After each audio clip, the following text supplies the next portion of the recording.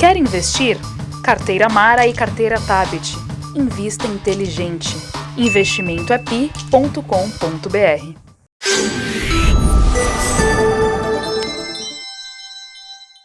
Oi pessoal, bom dia, começando mais um Morning Call. Hoje quem vai conversar com a gente nessa terça-feira é o Dan Cava da TAG Investimentos. Dan, bom dia, bem-vindo ao Morning Call mais uma vez.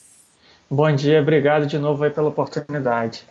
Dan, a gente está vendo nesses últimos dias o mercado interno muito suscetível ao que está acontecendo lá fora, o mercado global. Nesse momento, o que está guiando o nosso cenário?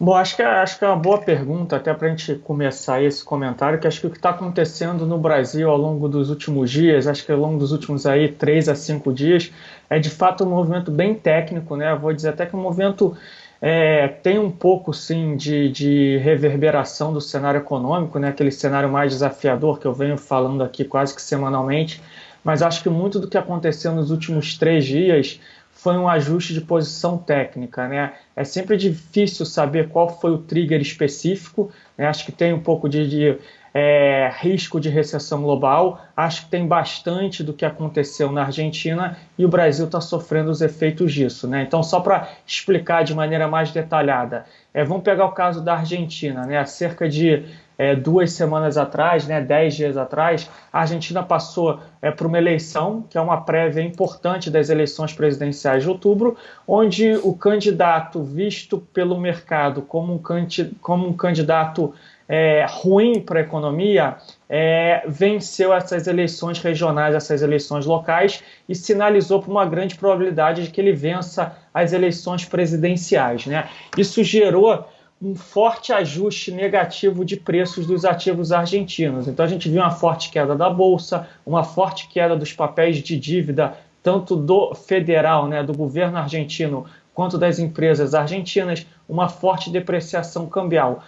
Como é que isso gera contágio para o Brasil, né? Economicamente, a gente sofre um pouco com menos crescimento, a gente consegue ver isso nos dados, principalmente de produção industrial, de alguns setores específicos, né, que são mais dependentes da demanda argentina, né, que é um parceiro comercial importante do Brasil, mas em termos de mercado financeiro, a gente sofre porque tem muitos fundos globais, né, muitos fundos ao redor do mundo, que eles são dedicados a países emergentes ou até mesmo fundos não dedicados, como a dívida argentina, né, como os ativos argentinos pareciam muito atraentes em termos de valuation, em termos de preço e possibilidade de retorno antes das eleições, muitos desses fundos tinham posições grandes em ativos argentinos, né? E o Brasil, devido a toda essa melhora do cenário econômico nos últimos meses, também era uma posição grande nesses fundos. Então, o que acaba acontecendo? Quando esses fundos, quando esses gestores, eles perdem muito dinheiro com os ativos argentinos, com esse movimento pós-eleição que eu comentei aqui anteriormente, eles acabam tendo perspectivas de terem resgate dos seus fundos, né? Ou seja, eles precisam diminuir todas as suas posições porque os seus clientes vão pedir o dinheiro de volta. E aí acaba que o Brasil, por tabela, né, os ativos brasileiros acabam sofrendo, mesmo que os fundamentos econômicos do Brasil não tenham mudado. E pela visão do mercado, os fundamentos econômicos do Brasil estão numa tendência de recuperação, né? Então, acho que foi uma explicação um pouco longa, mas acho que explica bem um pouco do que está acontecendo no Brasil, né? A gente tem um pano de fundo global de desaceleração, de risco de recessão, e a gente teve um evento na Argentina muito relevante que gerou perdas substanciais para muitos gestores. Esses gestores precisam reduzir posição em todos os seus ativos, e o Brasil era uma classe, né, um país cujas posições, em alguns casos, eram bastante elevadas. Então, acho que a gente está sofrendo, por tabela, esse efeito contágio do que está acontecendo no resto do mundo e na Argentina. Falando em mundo, nesses últimos dias, eu sei que faz um tempo já que a gente fala aqui no Morning Call em recessão global, em desaceleração da economia global, mas nesses últimos dias eu percebi que tem se falado mais nisso em outros veículos especializados, até na mídia de outros países. Isso tá chegando mais perto? Acho que sim, a resposta é sim, né? A gente já desde o começo de 2019, desculpa, de 2018, desde o começo de 2018, a gente vê a economia global atingir o seu pico em termos de crescimento e desde então a gente vê uma tendência de desaceleração. A desaceleração começou de maneira suave, as pessoas começam a duvidar um pouco, isso é temporário, a economia global vai desacelerar, mas depois vai voltar a acelerar, vai voltar a crescer. Isso foi se acentuando, o ano de 2018 passou, entramos no ano de 2019, a gente teve uma deterioração nessa relação entre China e Estados Unidos, né, com o que ficou cunhado como guerra comercial. Isso ajudou a acentuar esse movimento de desaceleração do mundo e acho que agora a gente está entrando num ambiente em que fica cada vez mais claro nos dados econômicos que o mundo de fato já desacelerou e não há nenhum sinal de estabilização desse crescimento.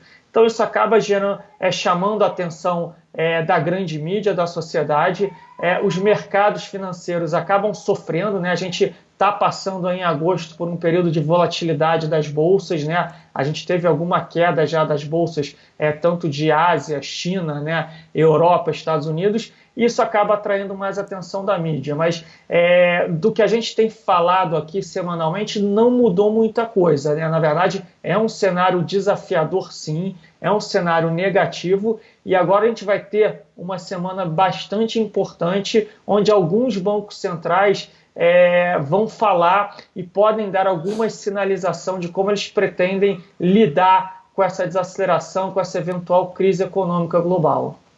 Você acha, Dan, que é um quadro que vai ser revertido nos próximos meses ou a situação está ficando mais complicada, já que a tensão entre Estados Unidos e China está ficando mais forte também? Eu particularmente, eu tenho uma visão mais negativa com relação ao ambiente econômico global. Eu acho que essa questão não vai se resolver no curto prazo. Não falo nem somente da guerra comercial. Acho que a guerra comercial a gente deve ficar bastante tempo num limbo, mas eu acho que essa desaceleração do mundo ela tem raízes muito anteriores à guerra comercial. Então eu acho sim que os bancos centrais vão atuar. Eu acho que não vai ser suficiente uma política monetária mais expansionista, mais frouxa. Eu acho que a política monetária no atual ambiente ela é um pouco inócua. Acho que a gente vai precisar ter novas medidas sendo colocadas em prática. A política fiscal é uma saída, mas também muitos países têm restrição em relação à política fiscal, dado o elevado nível de endividamento. Então, acho que a gente está no meio de um processo bastante turbulento e que vai levar alguns meses para ser resolvido, tá? Então, é uma visão muito pessoal, muito particular, mas eu acho que o mundo entrou numa trajetória aí um pouco mais difícil, né? Acho que a gente vai ter aí mares mais revoltos para navegar ao longo dos próximos meses. Bom, a gente sempre fala um pouquinho do Brasil, então, para encerrar, vamos falar um pouquinho do que está acontecendo aqui. A gente tem a reforma da Previdência andando no Senado. Também no Senado, ontem, começaram a ser avaliados os 3 projetos que estão lá de reforma tributária. Isso, para os investidores, é um bom sinal? Sim, acho que, ao contrário desse cenário internacional, eu tenho uma visão bastante construtiva com o Brasil em termos econômicos, tá? Eu entendo que o Brasil ele não é uma ilha, então, invariavelmente, ele vai sofrer os efeitos do que acontece no resto do mundo. A gente comentou um pouco isso aqui no começo da nossa conversa, mas a gente está, de fato, construindo bases mais sólidas para o futuro. Então, se eventualmente a gente, de fato, entrar numa crise econômica global, eu acho que o Brasil vai estar mais bem preparado para lidar com essa situação e deve sair de uma maneira mais rápida dessa crise. Então, acho que a reforma da Previdência está muito bem encaminhada, ela precisa passar pelo Senado e o processo deve ser muito mais suave, muito mais fluido do que foi na Câmara. Acho que a reforma tributária é um tema que ainda vai precisar ser mais debatido, mais discutido, mas acho que tem grandes chances de alguma coisa sair ainda nos próximos meses, né? Talvez não esse ano, mas acho que até o final do ano que vem. Então, acho que quando eu olho para o mundo, acho que o Brasil é um dos poucos países que está mostrando fundamentos melhores, né? Fundamentos, eu não vou dizer totalmente sólidos, mas mais saudáveis. Então, de novo, a gente vai sofrer sim os efeitos que acontecem no mundo, mas eu acho que se a gente mantiver nessa direção, nesse trilho de reformas econômicas, a gente tem boas condições de navegarmos bem esses mares mais revoltos. Tá certo, Dan, muito obrigada pela conversa. A gente se encontra de novo na semana que vem. Obrigado, bom dia, tchau, tchau. Bom dia. Pessoal, bom dia para vocês também. Não esqueçam de dar um like e se inscrever no canal. Amanhã tem mais Morning Call. Até lá.